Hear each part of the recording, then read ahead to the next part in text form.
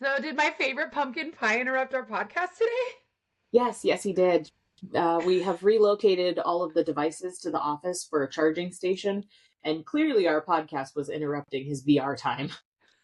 But he's got to play his gorilla. Is it Gorilla Tag he's playing nowadays? Gorilla Tag or Animal Company, or he was asking me for a game called I Am Monkey, where he pretends to be a monkey in a zoo, but then like the people at the zoo are being mean to the monkey, and he throws bananas at them, and I said no.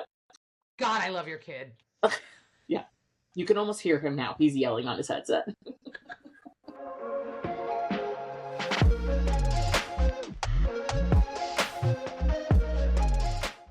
Hey guys, welcome back to the Dark Collective podcast. I am your host, Miss Red, and then we have the ever so gorgeous, so platinum, so beautiful, so smiley Allison is here. Hi. You guys, we are so excited. We are getting so close to Shadows. By the time you guys are here, you'll be hearing this in January, but we are recording this at the week of Thanksgiving, which is Mm-hmm. crazy. Oh my Yes. God. That means that Shadows is literally less than 4 months away.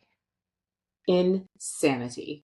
What is happening? We just finished Sinners, and so like I'm still like my luggage is still packed. I have nowhere to put all of my books that I bought Oh my that I Lord. didn't mean to buy, Right? and now I have to empty them out to make room for more. I know. And I mean, it actually kind of goes perfect in who we interviewed today. You guys, we have the After Dark Bookshop, the gorgeous Melissa. Oh my Oh my Lord. gosh, Oh my Lord. stunning. And you guys are getting some tea today. Now, some of you will already know this tea, especially if you are fans of hers and follow the After Dark Bookshop. But for those of you who don't, there is some tea in this episode. It is hot, What? hot, piping hot. Oh my gosh. And those special editions, I remember seeing Web of Silence at Sinners, and it was the most gorgeous special edition. Like if you guys haven't seen it, look it up. It's red and beautiful. Obviously, I love it. It's red. Duh. You know what I mean? But I just learned, like I probably learned in the past year because I'm mainly a Kindle reader if Mhm. I read, and then I'm an audiobook. So I think it might have been Joy who told me like you should buy the books that you've already read and keep them as trophies. And then Heck yeah. Jen piped in and she was like, even better, you get the special editions of said books so that it's Yes. extra pretty. Yes. That's something that John and I, my husband and I have done for a while.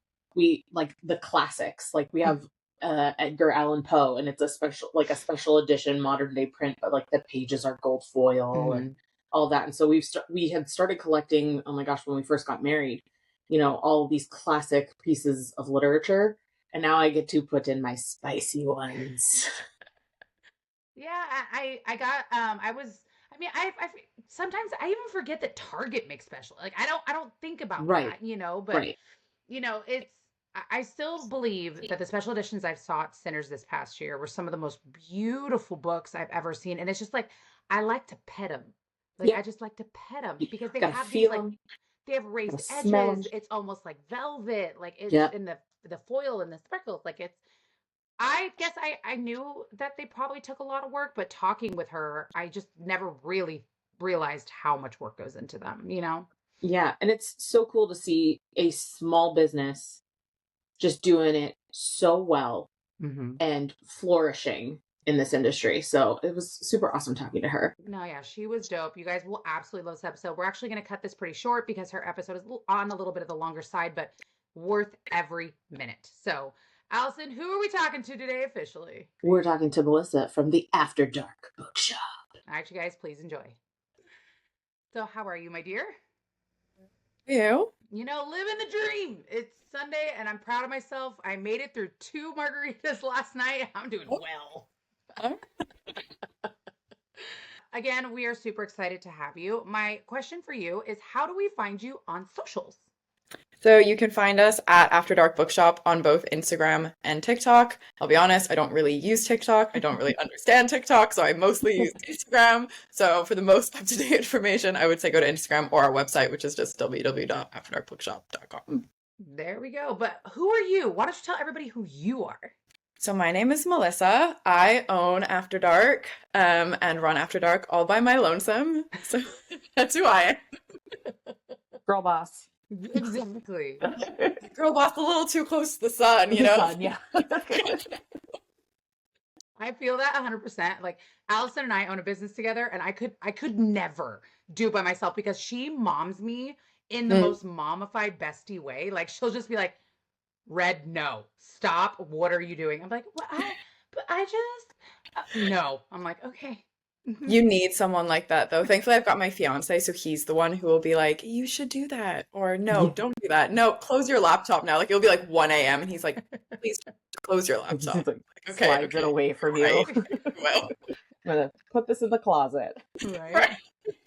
Oh my goodness. Well, thank you so much for being with us. And we're gonna kick it off with our very first question. What made you want to open your bookshop? It's a good question.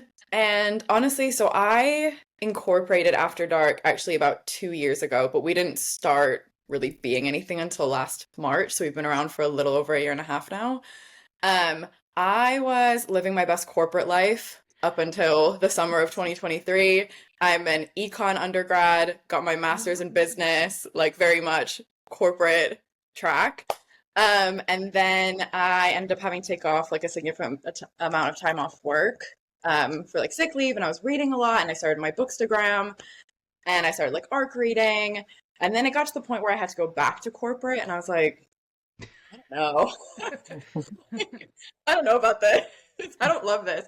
And honestly, living in the UK, I kept ordering special editions, but all of them were coming from the US, and either I couldn't get them because they were coming from the US, or the shipping cost more than the book because they were coming from the US.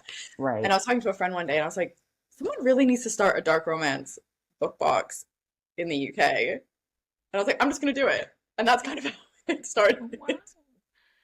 But that's okay. Like literally, that's exactly what Sinners is. Like we literally were at another book convention, and you know, I was a newbie. I was a newbie. I started in fantasy. I feel like most people start in fantasy and then kind of work their way to dark romance. And we were all hammered. Like there was a big group of us. There was authors. We were at an Airbnb that was sick. It was awesome.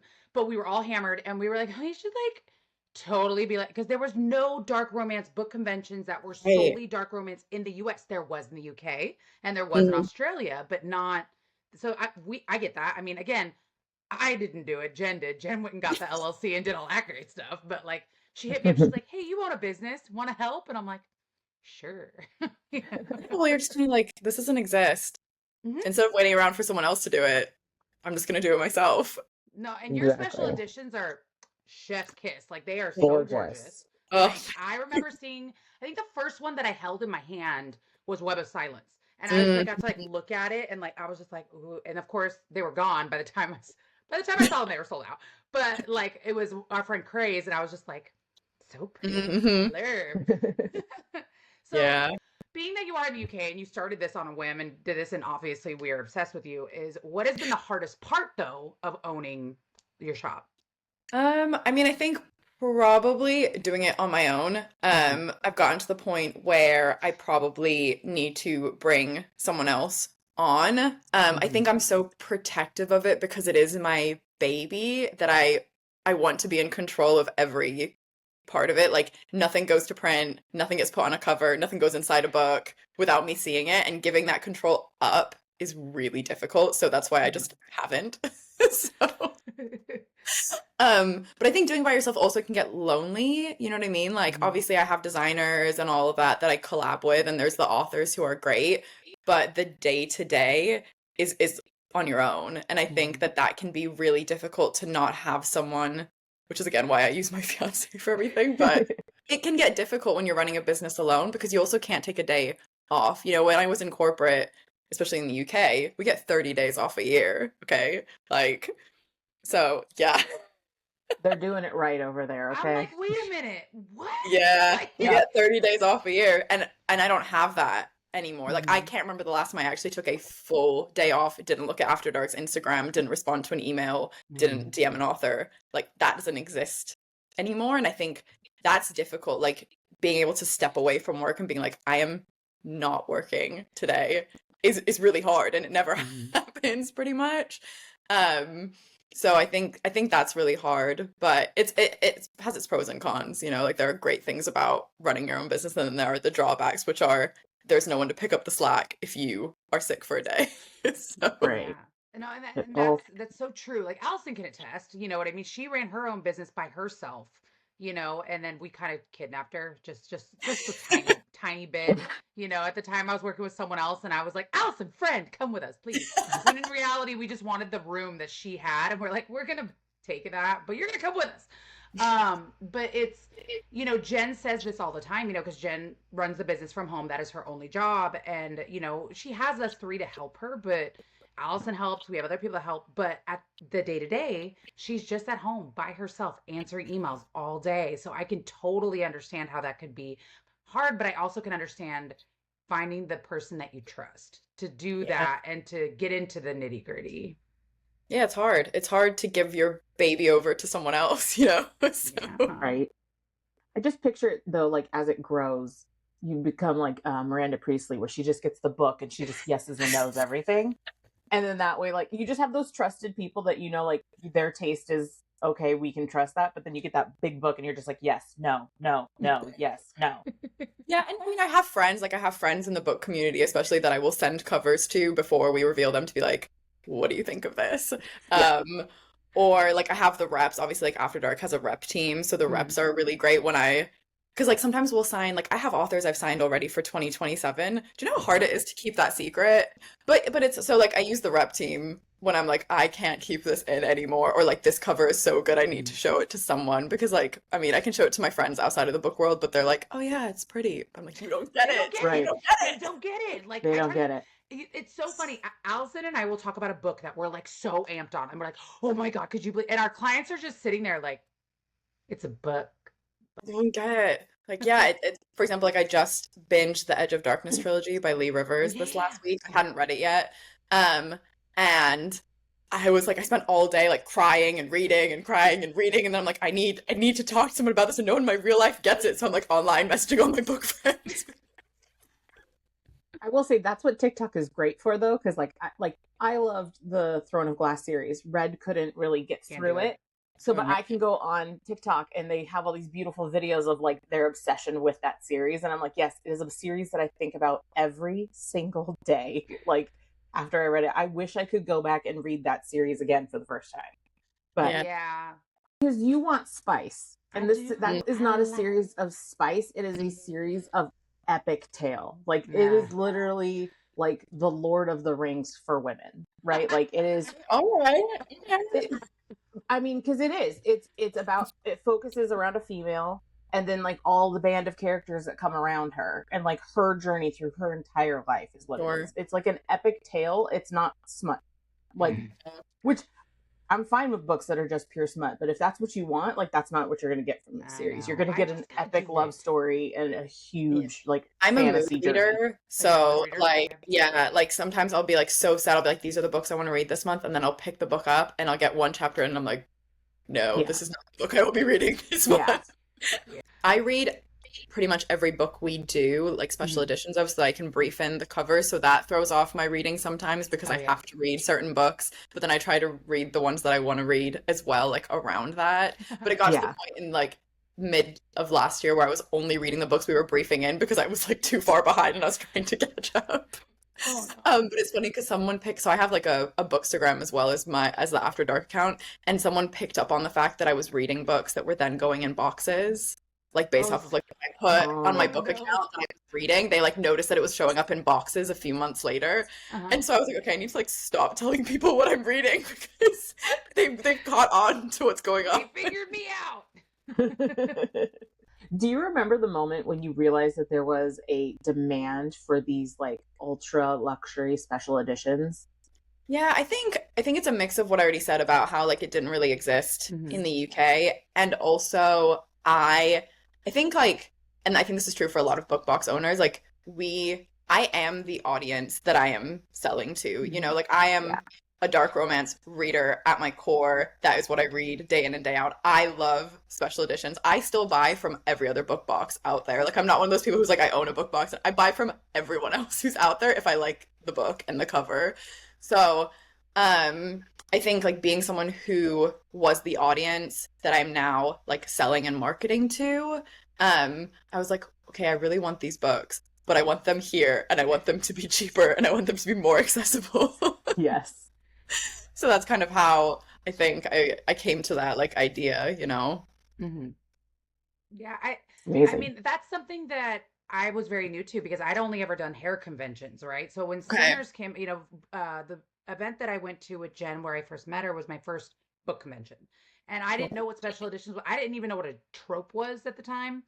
And so, girl, I've learned a lot, but it was She just learned what a trope was at the beginning of this year. mm-hmm, Love that for you. Yeah. love it for myself. And Mhm. but anyways, I was walking around, I was like, well, that book's pretty. And Jen goes, yeah, that's a special edition. I'm like, special edition of what? And she was like, girl, you are such a baby. This was like 2023. And so, she was like, here, come pick it up and look at it. And I'm like, ooh, it's that like bumps on the cover and it's sparkly and pretty. And she was like, you understand that people come to these conventions solely for these things. Like, because most of the time they're only at certain events or certain editions of certain books. And I was like, that makes a lot of sense. That's a lot of money. That makes sense. As a business owner, like that, all those kinds of things. And so I get flabbergasted when I go now to our events even and I walk around and now I am more appreciative of these special editions because I'm like I know how much thought and love go into them because I mean we have the anthology but Right. Yeah. Yeah. but Jen is the one that's constantly because she has so many special editions she's like no no yes yes no you know what I mean like it's so funny. I think people don't realize how much work goes into these special Yeah. editions. Like Yeah. sometimes you'll get people who comment and they're just like, I don't know, they'll say like the most ridiculous things. And you're like, you don't know how many hours of work went into this. There's like art on the front, there's art inside, there's art accompanying it, there's like the design inside, there's the formatting, there's the hours of work done before we even get to a cover. Like it is actually crazy and I didn't appreciate how much work went into it. I mean, when I started this business, I knew nothing about special Mhm. editions. Like, I literally incorporated the business and then asked a few of my author friends if they wanted to be in the first box. And then I was like, okay, now that they're in, now what do I do? Like, no one told me, and I was sitting there being like, I think I need to get someone to design these covers. Okay, let me find a designer. And then I was like, okay, now I need to print them. How do I print them? Like, it was such a learning curve because I had no one to ask and no idea what I was doing, pretty much. No, and you're successful, I think that's the hardest part about what I've noticed in this industry is everyone thinks that they can just do it and be successful right away. You know what I mean? I think the biggest thing when it comes to any business, obviously have the confidence to do it, have a little bit of knowledge, but having that inner circle of people to help you and support Yeah. you and kind of guide you, Mhm. like I could never be an author. I don't know how many times Allison has said it in the podcast. So have I. Like, we don't know how you do it. Like, Yeah. like, but even what you do, I mean, I couldn't imagine how much time and creativity, but also thought goes into each and every piece you do. Like, it's incredibly Yeah. impressive. It's also just very stressful. I'm also like, Yeah. I'm a people pleaser at heart. So every Mhm. time we put a cover out there, like, I think that's also like something that's been difficult. It's like I take everything very personally. Mhm. And like not everyone is gonna like every cover. Like there are covers out there that Right. I don't like that is normal. Mhm. But when I put it out there, it's such like it feels such a vulnerable moment because I'm like, this is something that I love. Like I won't put a book out there that I don't think looks really, really beautiful, but Mhm. not everyone will. Yeah. And it's really stressful to put that out there and then have Yeah. people be like, I don't really like what color foil they chose for this or something. You know what I mean? You're like, okay. You're like, that's my baby. Don't talk about my baby. Don't talk about my baby. So you make beautiful books, obviously. We see that obviously being as a part of Sinners too. But what's your favorite genre to read? Like when you actually have time to read. I know you said you're a mood reader, but like if you could choose one, no matter the mood, what would it be? It's hard. I mean, I pretty much only read romance, but under romance, I would say I mostly read dark romance. Yeah, you Um, do. Yeah, you do. like, and it was one of those, like, I came back into reading a few years ago because I used to read like growing up and then I got really busy with life and work and I kind of stopped. And then I got back into it reading like contemporary romance. Mm. And then I saw something pop up on TikTok or something recommending Haunting Adeline. And I read that with like without reading any other even moderately dark romance book before it. Like I just went straight Nosedive. Just but I ate it up and then I was like, okay. And then I was found myself on TikTok being like dark romance recommendations. yeah. But that's honestly Um, that was my gateway drug into dark romance was Haunting Adeline. I was told to read yeah, that book with no context. And then I was like, yeah. "Oh. I know. I remember getting halfway through and I was like, I really like this. Is there something? Nah, just keep reading. But I do still like. I really enjoy like hockey romance as well. There was a period where I just read dark romance for like 6 months in a row, and then I actually didn't read it for a few months because I was like, I'm so overwhelmed right now. So I will also read like sports romances. And like I love a dark rom-com, like similar to Lights Out. Like I think they're so good because they're kind of a bit of both. Like they're dark, but they don't like make you want to cry yourself to sleep at night. So Right. They have the banter to keep it light. Like even though like horrific shit is happening, that like little yeah. quip just goes, oh, okay. Yeah. I mean, I'm an enemies to lovers girly at heart. Like that is my favorite trope. So pretty much I will read almost any genre that has enemies to lovers in it. Right. I think one of my favorite trilogies with that trope was probably the Ruinous Love trilogy by Brynne Weaver. It was I've only read the just first two, but oh, and a lot of people, had some feelings about the third one, but I loved it because they make Fionn. She made Fionn seem kind of like this little meh, in the first two books, and then you read his book right. and you're like, oh no, that was a mask. That was a mask. You know what I mean? But it's like the rabid raccoon. Like there's something to be said when you throw in a pet character that's Yeah. some random goddamn animal. Like, I don't know. Yep. I'm here for it. I'm here for it. Like a Love it. spider. Like who would know that a spider would have a moment? Like, I don't know. I just Right. Well, it's like when I read Web of Silence and I remember going through the triggers and I saw spider play and I was like, I don't know about this. You're like, the fuck is that? I didn't think I had any triggers, but maybe, or like any limits, but maybe this is it. Like maybe Right. spider play is my limit. And then when I read Butcher and Blackbird, it was like accidental cannibalism, and I was like, psh, easy. We're good. Easy. If you don't eat somebody in it, I don't want to read it. Right. Whole new meaning to a snack. Oh my god. So, who is an author that you want to work with that you haven't yet? Because you have worked with some amazing authors.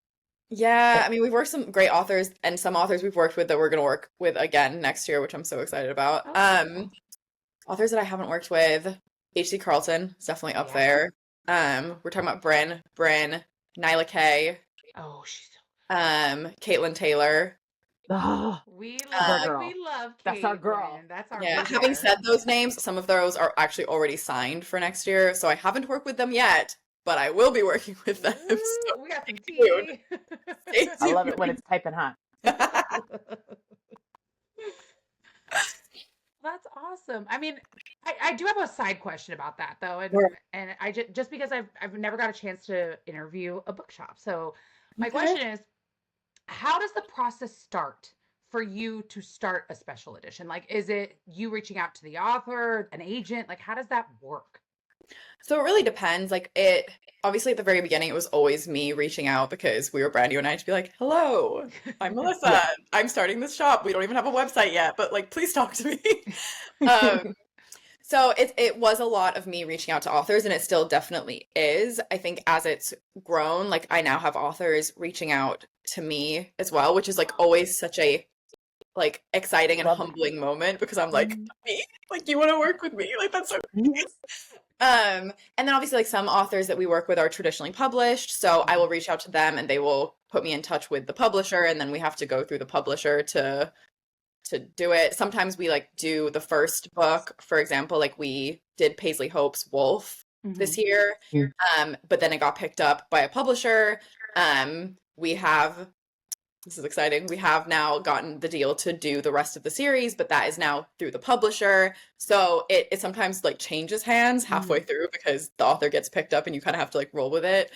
But yeah, it goes all sorts of ways, honestly. Or like I meet people at things like Sinners and they come over to our table and they're like, oh my God, this is so pretty. And like I got so many cards from authors at Sinners who like came by our table and were like, here's my card, like email me. And I was like, okay. Every time we do one of these interviews, we hear a different success story in a different lane from Sinners. Like I think, one of I don't remember which episode we were doing where Allison and I in our intro were talking about our favorite moments from Sinners, and Allison said it perfectly. She said, what did you say? What was your favorite moment from Sinners? My favorite moment is when I was walking around on day one because I'm in the merch room. So they sequester me in the merch room. I don't get to do much, But then I get like a few minutes where I get to go out on the floor. And there were multiple authors' tables where on the first day they had sold out of books. Yeah. And they were having to like call their husbands who were like, 3 hours away saying, load the car up with anything in the library and bring it down. And then, we had other authors who are very near and dear to us who they got ticketed where like all of a sudden they had such a line that we now had to like do an online wait time for them. Right. It was seeing the uplifting effect that Sinners and Stardust has on the book community for authors who might not have this exposure. To me, that is just one of the greatest things to watch. So seeing these like connections from authors coming to you, I just love it. I just love how it's the Taylor Swift concert of dark romance. I mean, it really is. It's also like a lot of our interactions happen online in this community, right? Like a lot of it. For example, like Caitlin Taylor is a good example. So I was talking to her about being in a box online, and then we met for the first time at Sinners. And she was like, "Oh my God, I remember emailing you." And I was like, "Oh my God." And now we actually talk all the time. Now I voice note Caitlin on like a weekly basis. But even though we had spoken before Sinners, like we didn't have that personal relationship, but we spent so much time together that weekend that now we do, like we got to the point where she's like talking about stealing me from my fiance and marrying me instead. And I'm like, you're already married. Like, we can't do that. Caitlin Taylor. Very right. Taylor. On brand. Like, I think it is so great because a lot of this stuff is online and you don't get that many opportunities to see all these authors, especially like, as I said, like we're based in the UK, like Caitlin's based all the way out on the other coast. Like how often can we really see each other?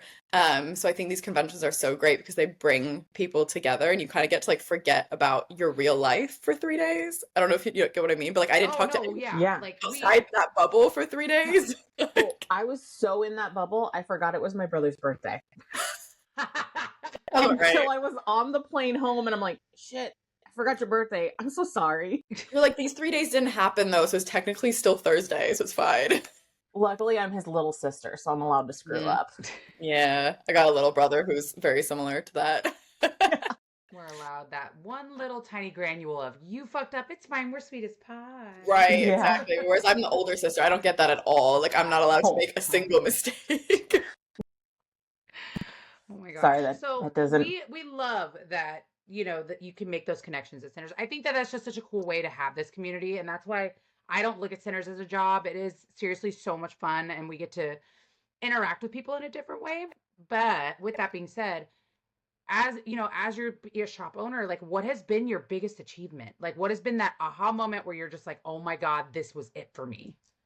Ooh, I don't know. That's hard. I think like we've worked with so many great authors that I don't think like any of the single books would be the greatest achievement because I think they're all amazing and I refuse to ever choose one over the rest. Right. I think honestly it's like the customer reaction for me that is the biggest impact. So like before I started After Dark, I worked in marketing, but I worked in marketing for like very, very big companies where like I never really got to see the actual customer like elation or the customer delight. You know what I mean? Like it was so far removed from my job.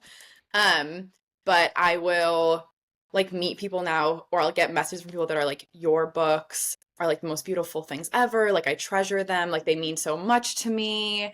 Or actually it's a really funny story. My fiance went to a wedding without me in the US this year. And he was like sitting at a table with his nephew's friend and his nephew's friend's wife.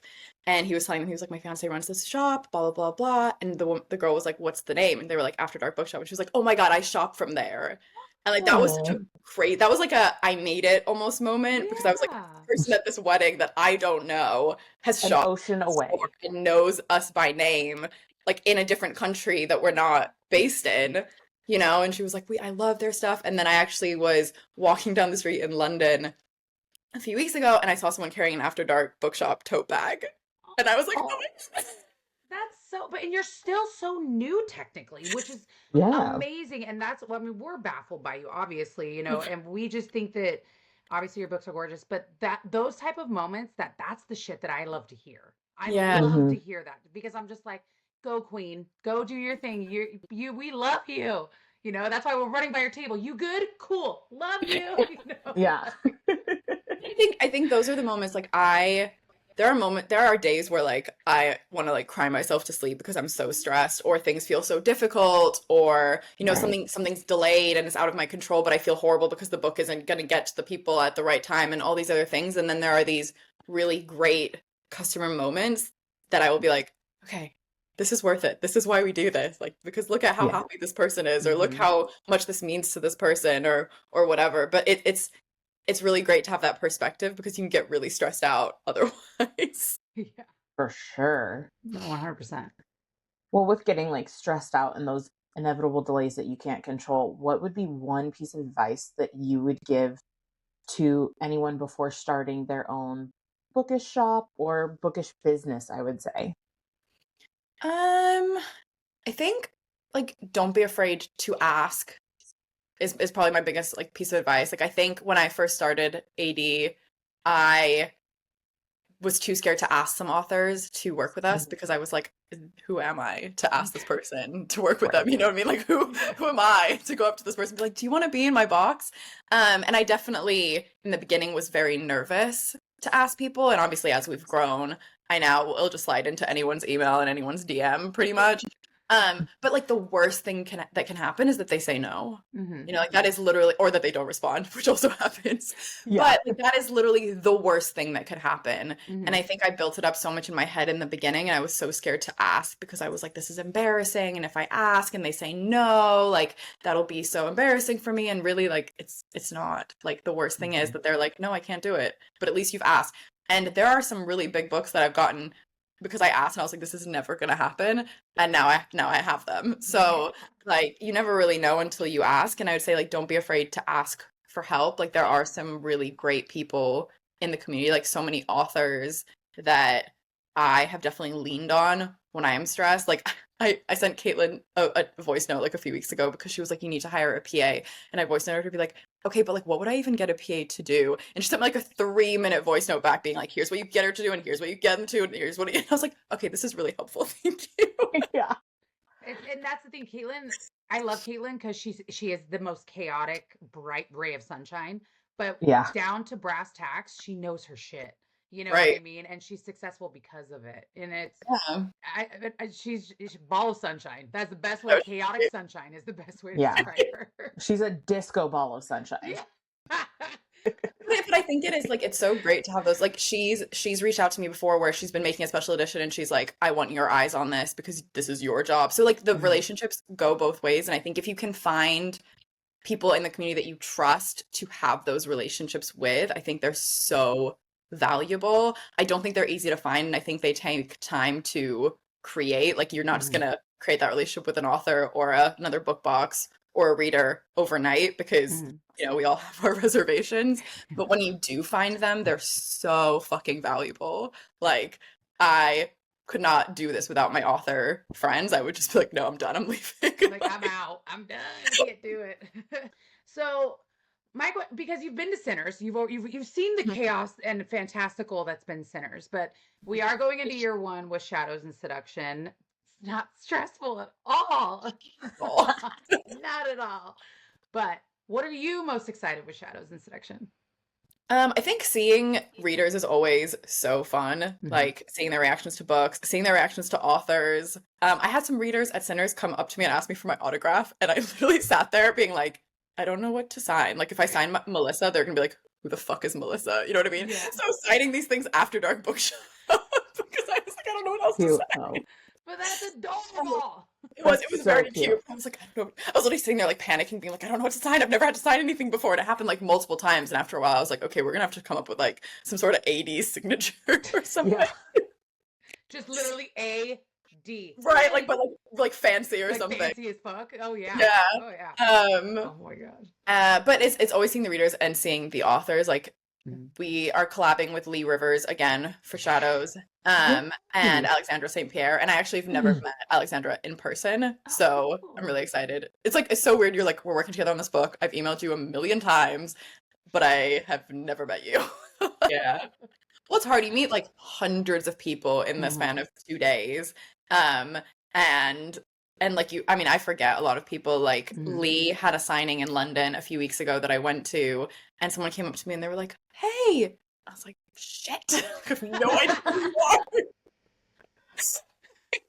That's when you just go, I am crap with faces and names.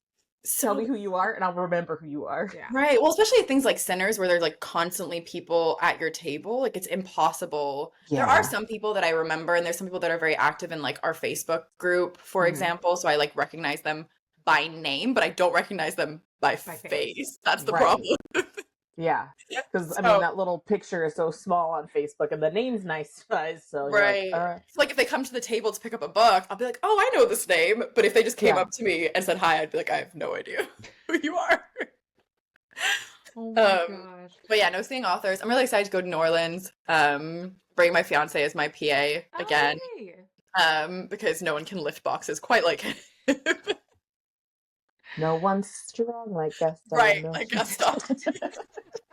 The Disney reference. This is perfection in my life. Perfect. But he's never been before, so we're also going to try to get like some New Orleans stuff done while we're there. Also, the Dark Collective. We went there back in January just to like feel the town out. We had to sign some contracts and stuff, but it was my favorite thing ever. There's this tiny little restaurant that like when you walk out of the hotel, you go across the street and it's right on your left. Like it's right there. We went there on our last day. Jen had already flown out, so it was just me, Bethany, and Joy.